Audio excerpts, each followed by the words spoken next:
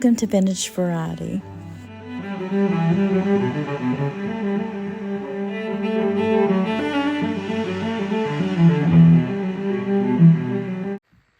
I have a small jewelry haul and an unboxing to share with you guys this week. I haven't been finding a lot of jewelry lately locally. I usually end up going to 2 to 3 different thrift stores just looking for items. Did manage to find a few vintage items this week and some more modern items. So I'm going to get everything put to the side, sorted out. I'll show you the items a few at a time. But first, let's have a look at the items that I ordered from a fellow YouTuber. I purchased these items from a fellow YouTuber. The name of her channel is Found Treasures by Jean. I'll put a link to her channel in the description box below this video so you guys can go over and check her out. And I'm also going to show you the card that she usually includes with the items that she ships out. It has her email, Instagram, and then of course her YouTube channel in case you guys want to take a screenshot of that and look her up. She has a lot of interesting items, not just jewelry. She does damaged jewelry, repairable jewelry, wearable jewelry, findings, books, postcards, you name it. You never know what you're going to find over on her channel. I do recommend that as soon as you get a notification that she's put up something to go over and check it out because the stuff goes pretty fast. I have been having issues with getting notifications from YouTube in a timely manner. Not sure what's going on there. But she had this. This is a set. Love the clasp on this. It has a rhinestone encrusted box clasp. Very good condition. None of the rhinestones are missing. And it kind of reminds me of Monet.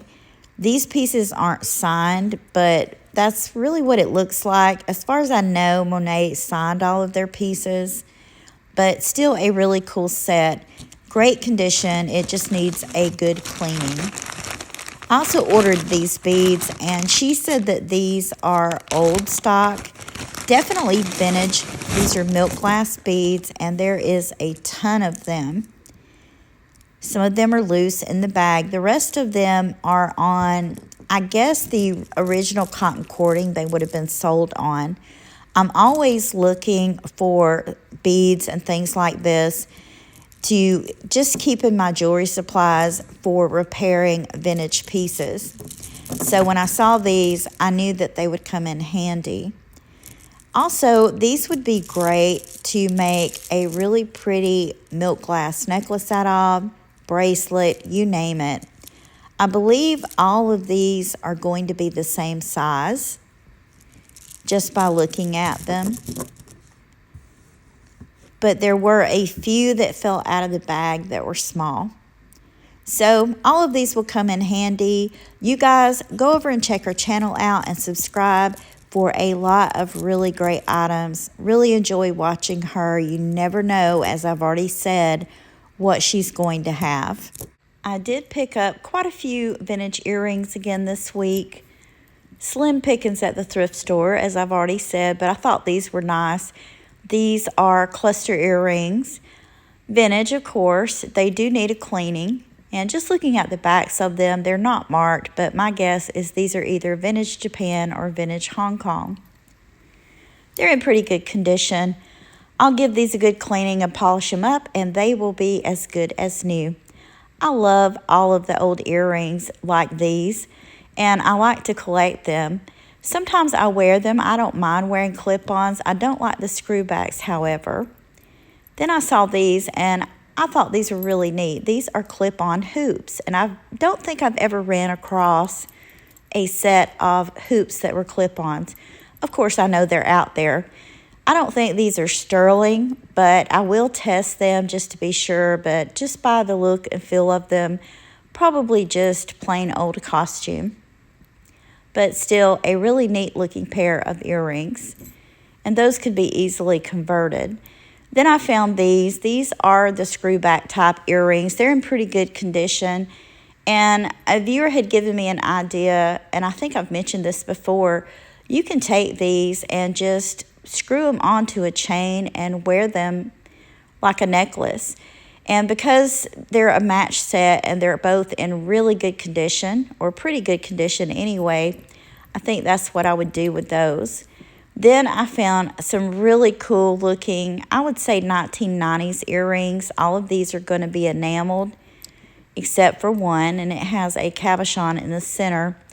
And I thought both of these pairs were black and gold, but this pair, these are navy blue. It's just a really dark navy. In my opinion, I don't think that earrings like this ever really go out of style. I think they look great worn in any era. None of these are signed, but they're all in excellent condition, so I feel like they were a pretty good find. This is a modern costume bangle that I picked up, and pieces like this layer really well. I'll often pick them up whether they're vintage or modern if they're really well made, because I do like wearing my bangles in a stack, sometimes 5 to 6 at a time. So I think this would be a great addition to my bangle collection to layer with other bangles. Also picked up this little ring, and I mainly picked this up because it's kind of unusual. It is very thin and skinny. I am going to test this one just to make sure it's not sterling. My guess is that it's not, but I thought it was unique. And I thought, you know what, if you just want something small and dainty to wear, this would be the perfect ring. Another ring that I picked up was this one, and this is without doubt modern costume. It's unsigned, but I still thought it was a pretty neat looking ring. It has a blue cabochon in the center. I was really excited to have found this brooch. This is a 1970s Sarah Coventry brooch, and I'll show you guys the marking on the back.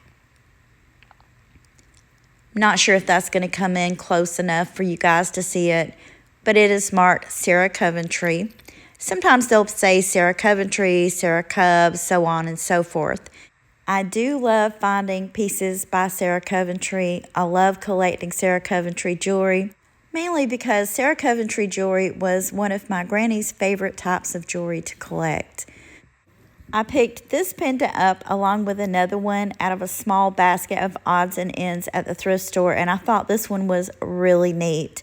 This is Our Lady Lourdes, and I'm going to show you the back.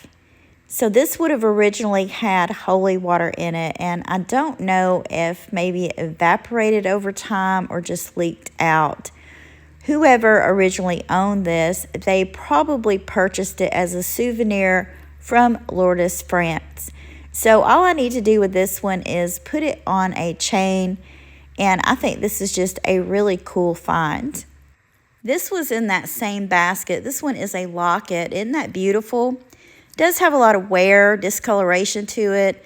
I will try to give this a good cleaning and a polishing. I'll tell you guys, I had a hard time getting this opened up, and I'll show you the inside of it.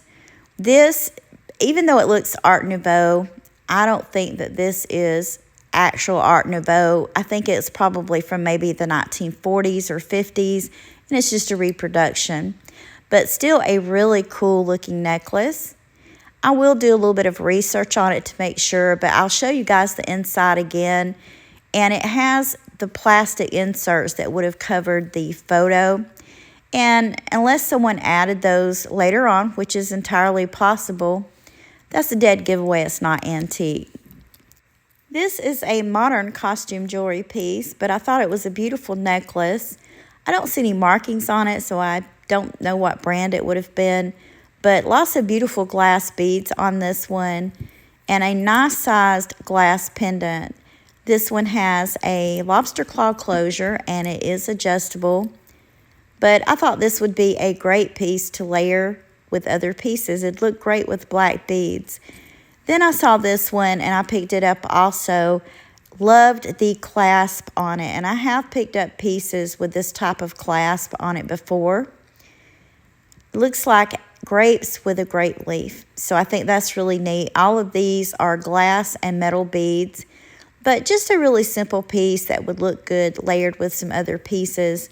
And again, I'm a sucker for a real pretty clasp on any necklace. This one does need a repair, and I noticed it when I picked it up. It just needs a jump ring to reattach these two pieces. And I love necklaces like this. They may not be so much in style anymore, but it's kind of done in that J. Crew style.